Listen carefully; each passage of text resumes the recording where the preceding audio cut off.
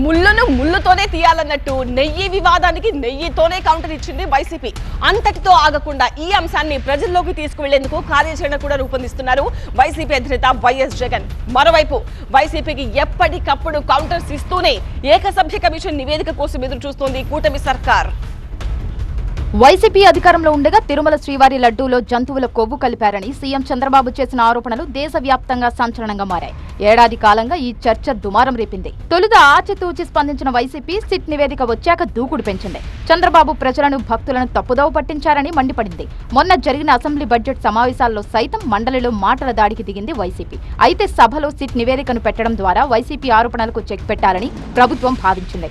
అసెంబ్లీలో మండలిలో నివేదికను బహిర్గతం చేసింది.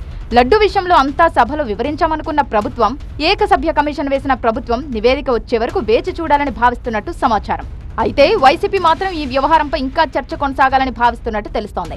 లడ్డూ కల్తీ అంశంతో పాటు కూటమి అధికారంలోకి వచ్చిన తర్వాత టీటీడీలో నెయ్యి స్కామ్ జరిగిందని ఆరోపించింది.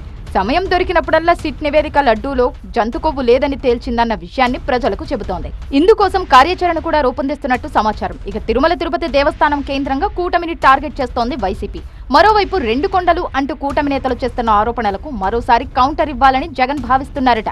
అయితే కూటమి కూడా ఏ మాత్రం తగ్గడం లేదు. ప్రతి సభలో సమావేశంలో లడ్డూ ప్రస్తావన తెస్తున్నారు సీఎం చంద్రబాబు మంత్రులు. వైసీపీపై విమర్శలు గుప్పిస్తున్నారు.